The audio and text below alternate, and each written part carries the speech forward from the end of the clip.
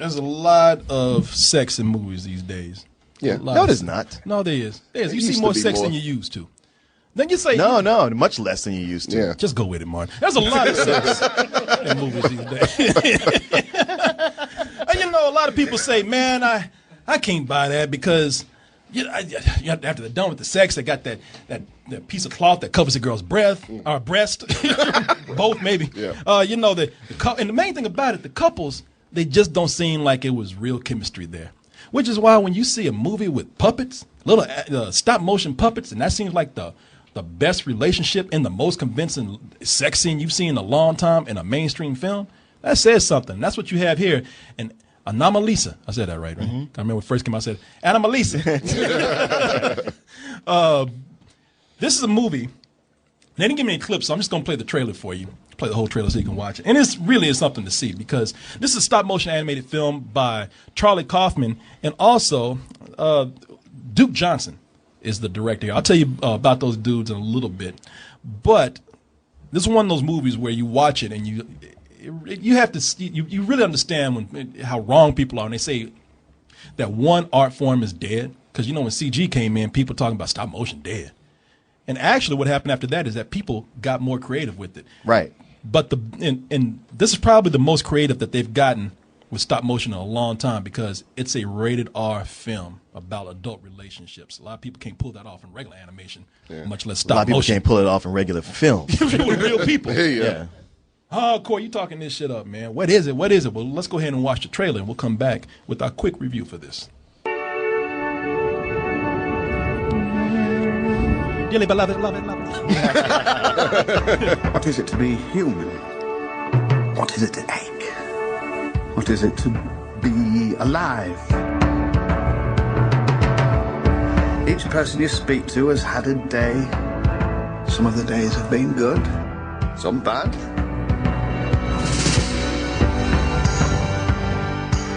Each person you speak to has had a childhood. Each has a body. Each body has aches. Look for what is special about each individual. Focus on that.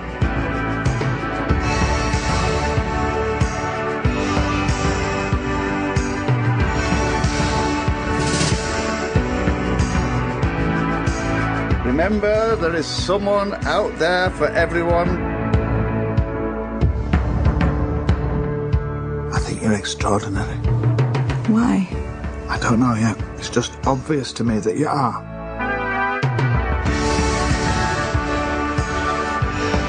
Our time is limited, we forget that.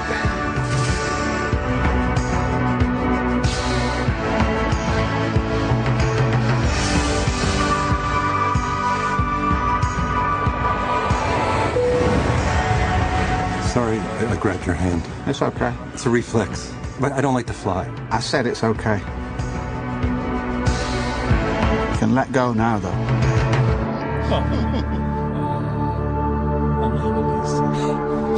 Yeah, you know, this is the story behind this because you don't get a whole lot, but you might notice some things in the movie. Guys, you might not. sit down. We got a whole bunch of people standing up in the back. It's very imposing. I'm sorry. Yeah, come on in. Yeah. Well, no, you looking creepy back there, man. lurking in the shadows. Yeah, damn. Yeah, I expect you to sit your ass down. Yeah, please enjoy yourself. Yeah. Man, when the fuck did they get in here? I don't know, but I just looked up and saw people standing in the back. No, yeah, the fuck Like a horror movie. Yeah, no. Like Rosemary's Baby or something. Now, yeah, maybe we should have left them where they were. Excuse me, pardon me. Sorry, excuse me, pardon me. Now, you know, the thing with this movie is that you look at the trailer and you might notice some things, you might not. But what the story is about, you got a guy named Michael Stone. He works in sales and he's going to a convention. Middle-aged dude who hates life, just fucking hates life to the point where everyone that he's surrounded by looks the same. He meets this one girl, Lisa, voiced by Jennifer Jason Leigh, and Michael's voiced by David Thewlis. And with her, you notice that she's immediately a different looking character than everybody else. She has a different voice from everybody else. He starts to fall for this girl. what's happening here is that he's finally seeing the one person that is so unique that is bringing him out of this depression where he just has no joy in life at all. He don't even like his fucking kid. You don't like his wife. You don't like anybody. And anybody could have done this in live action. And it would have been a simple thing to do, and it probably would have been a boring story, too. The reason why this works in animation, I remember when we first saw it, there was a little white boy that walked by. But he had a puppet. But he had black hair. That's for the movie. No, but there's a little white boy that had the face of an adult, and he had like black hair, like he had a hot top fade and shit. And I started noticing that everybody else looked the same. And in the movie, all the characters, if you look around you, they have the same face, except for Michael and Lisa. And that's one of the reasons why this movie works in animation so well, because this was one of the things that they were able to do to create this sort of bittersweet love story and make it different from the average way that a love story is usually being told. But the thing that really stands out with this is that, like I said, you have two directors here, Charlie Kaufman and Duke Johnson. And you got Dino Stampanopoulos. I'm not sure if I say his name. Starburns from Community. He's the producer on it, and he knows all about stop motion because he used to do the Moral Oral show. Yeah, he did Moral Oral and Frankenhole, and of course y'all know that Charlie Kaufman, his little weird ass. He did being John Malkovich, and a bunch of other movies. The last movie I like. The guy thinks differently. The last movie he did New York, Schenectady or whatever. Yeah, that wasn't that good. That shit was way too deep for me. Adaptation was good. Adaptation was good too, but. He's not going to. The guy's a very meta guy, and that's the way he's telling the story right here. But it's when you watch this, it's the sets that they use. It's the artistry that they put into the characters. Stop motion that's one of the things I looked at when I wanted to be an animator, and I said, yeah, I want to be an animator, but I never want to do that shit. Right. Because every set that you see here not only had to be built for that particular setting, but sometimes the same setting had to be built like 4 or 5 times from different angles because they had to walk into the set. Yeah, some shit that drive any other person crazy. Yeah. My first day there, I'd be like, fuck this. Just tip all the shit over. So you better knock all that shit over. Yeah. You better hire an actor. Come in with this. But I'll play a little bit. We worked for 11 months on this, and now we have 6 minutes of footage. Yeah. Shit, this is what CG is for. But but if you, I'll play a little bit of the featurette that they have to show you the kind of the painstaking work and hours that they had to put into this. This was a very challenging film to make. I wanted it to be emotional and small and realistic. I thought that would be an interesting stop-motion animated movie. Everything is so small and detailed and beautiful.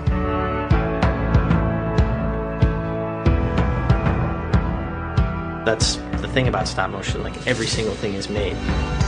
And it's true, every single thing is made and has to be remade sometimes. Every time those characters took a step, they had to drill a hole into the set and repair the last hole that they put in there. What kind of fucking insane people do shit like this? Crazy people. I'm going crazy talking about it. Yeah, it's no fucking way. Did they film this shit in a nut house? Perfect labor right there. Yeah. Like Einstein said, crazy's doing the same thing over and over again. So why am I still here? I don't know. But this is this is not just the artistry and technique that went into it. A lot of people are talking about the puppet sex in this, and when they say it, even like I'm childish. I'm like, puppets, fuck it. I was like, it's gonna be funny.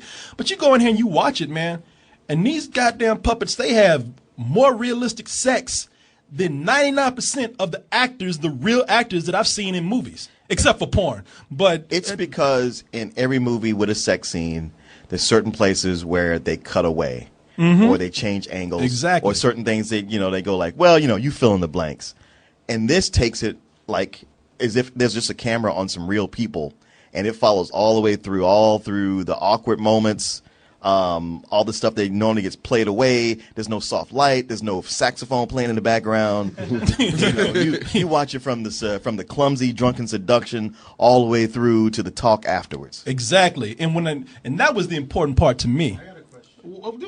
Wait a minute, man. Motherfucker just walked in here. I got a question. Yeah. We'll let you ask a question when we're done here. I'm glad y'all described it that way though, because the second y'all said puppet says I thought Team America. No. I wasn't going to shut you down. We'll talk to you a little bit. We'll bring you up. Motherfucker, this is amateur night, the Apollos. I got a question. Just as niggerish as he can be. Hey, I got a question. How big was a puppet's dick? She got hair on pussy? No, Mikhail, I love you, Mikhail. But the reason why it worked for me is because when they're done, those sheets don't go over their bodies. No. They don't even cover their feet. You see two naked bodies lying on a bed, sitting there, or lying there trying to figure out, okay, we just got through, so what do we do now? Conversation's done. And I have to tell you that my man only lasted about 2 seconds. And the girl, she has a disfigurement, a scar that she's trying to hide. So she's just willing to take whatever she can get. It's those imperfections, those realities about somebody meeting someone else, even the harsh realities of something that wears off in a matter of hours when you thought that's the thing that you wanted for your whole life. Yeah. I'll tell you, this dude is fucked, man. this dude has some serious mental problems. Yeah, I mean, he's here seriously hit a midlife crisis. Yeah. And he's just in a depression. He's just in a swirling, continual depression about it. Yeah, and again, that's both these characters are some of the most developed characters. I'm not trying to repeat what I hear because that's what they tell you. This is the most human movie I've seen in years, and it has puppets. I'm not. I know. Yeah, you hear that and you read those blurbs and you go like, yeah, okay. Yeah. But it's all completely accurate. Yeah, it truly is. And the voice actors are great here, man. As I told you, it is David Thewlis, that that Harry Potter dude. Yeah. I could tell that Professor Lupin. Yeah, there you go. I never knew that. I watched all those Harry Potter. There you go. You don't know if I'm right or not. I never knew what that motherfucker's name was. Yeah, Lupin the Third. Got it. That old British ass wizard, man. But I knew who he was, and he does a great job at voicing this character, man. The angst that you hear in his voice. You don't become mad at him. You hear the crisis in his voice. You hear the stress that's in there. But it was Jennifer Jason Leigh. Because I just got through watching Jennifer Jason Leigh be a bitch. Yeah, right. In Hateful Eight, and I didn't know it was her. I thought it was a younger woman. She's so vulnerable in this. And wow, I forgot she could look good. Oh man, after Hateful Eight. After Hateful Eight. Well, yeah, when she ain't got no black eyes. All the teeth.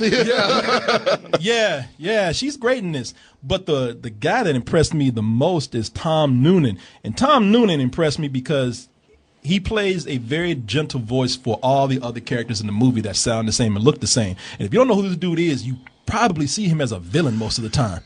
Oh, that guy. That dude, yeah. Mark got scared. Like, oh, shit. Remember him from Man. RoboCop 2. RoboCop 2, yeah. Manhunter, yeah. Yeah. But in this movie, Weird looking dude. Yeah, he has to play. No, he's a real weird looking. I mean, look at him right there.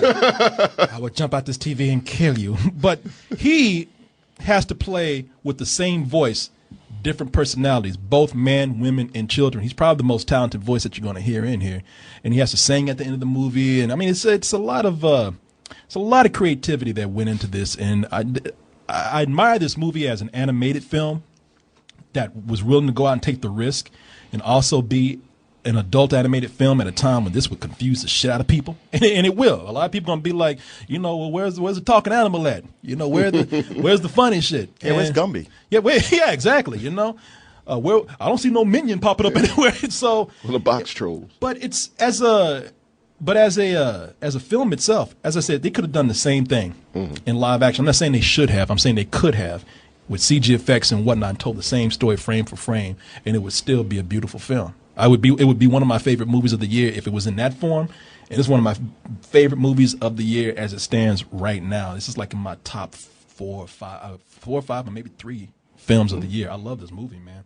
So I don't know, man. Am I just talking shit? Am I is this something? Well, I'm kind of pissed at you because I got nothing left to say after you said all that. Like every one of my points I was gonna make, you just said it. Even putting it so high in your top 10, and how everything is accurate. It's honestly, it's one of the most.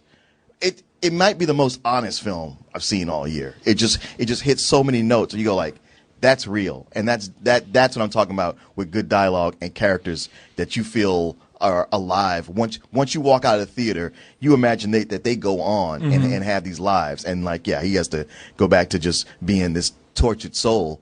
And he's that kind of tortured soul where you feel sorry for him, but you also going want to say, hey man, fuck you at the same time. You know, he's like, you're kind of an asshole, but I feel bad for you too. Yeah, and even everybody in here, you know, Lisa herself, just the situation is bad, but like the level of detail in here and the way they move, it's different. Like the studio that did Paranorman and Box Trolls, it's like they seem like they've been like the new, you know, head of they've been at the cutting edge of stop motion. But now these guys have come along and say like, hey, they don't just take the crown themselves. We know we got something going on too in a different way. And you know what's cool about that? If I can just break in real quick, I almost hate the only thing.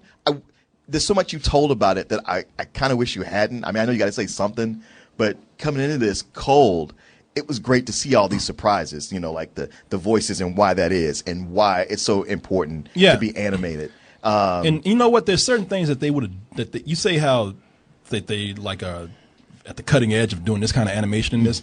They could have even made it look better, but they chose to actually show the seams in the faces. Oh yeah, they said we could have took that out with CG and whatnot. Easily. But they said we felt like that was kind of part of the story. It totally is. I was like, there's certain things you see when you're first watching it when you're like, I don't know. It seemed like they cheaped out here. That's an imperfection. Or why they got to have this? And a lot more the story plays on, the more you get the purpose for it. Where it's like, man, there's too much work that goes into this for any of it to not be deliberate. And it's a masterpiece. If there was any fault I could find in it, it's that it's just so short. Hey, I could have used some more time with it. I could have too, man. How long was it? It's an hour and a half. It's barely an hour and a half. Oh wow! So you think they're gonna work that hard? Yeah.